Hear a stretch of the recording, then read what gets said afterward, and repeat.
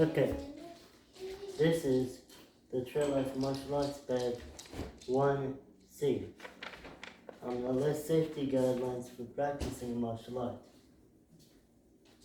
Now, a big part of that is knowing your environment. So, for instance, if I was going to spar with somebody in any martial art like wrestling, boxing, kickboxing, I would not want to be standing on a concrete sidewalk doing that because of the fact that if I fall I could get injured. So that's a big part of it, just knowing your environment. You also need to know your limitations.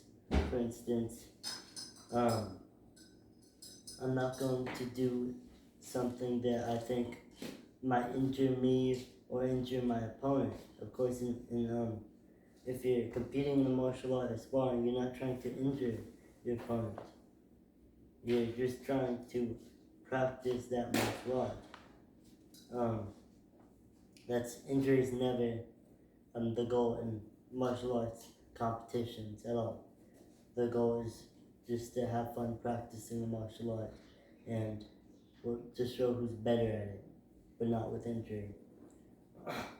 Another thing is you don't want to if you're wrestling with somebody, you don't want to if they have your arm pulled back or they have a choke in, you don't want to let your own pride get in the way of the fact that you could seriously be injured or even killed if you don't know to tap out and tell them that they're choking you out or pulling your arm back.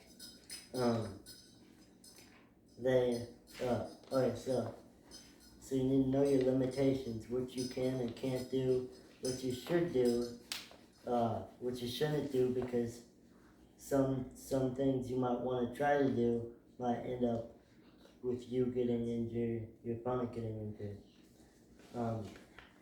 Another big part of the safety guidelines is you need to have the proper gear for that. So you can bare knuckle, you can't just like a street fight, but that's kind of dumb because there's a reason why you have all this gear to protect you from just any type of injury from minor to major. You need to have the right type of gear. I'm going to explain more on that later, but that's a big part of it too. You also need to have self-control, which I'll talk about more on that because there's something about it that comes later, but self-control too, because you don't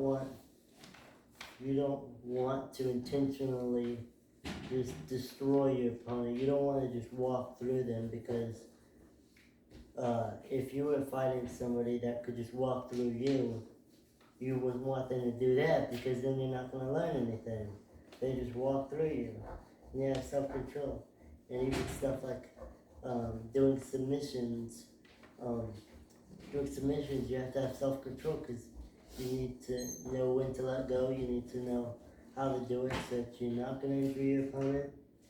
That's a big part of the safety guidelines.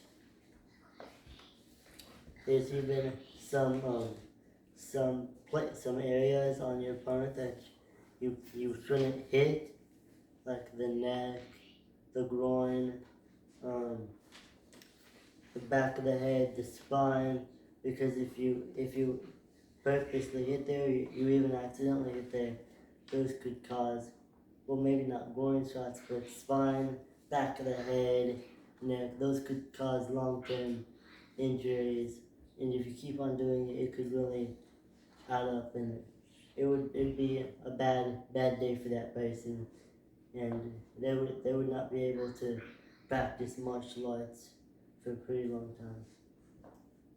Alright, this about wraps up the won't see the safety guidelines.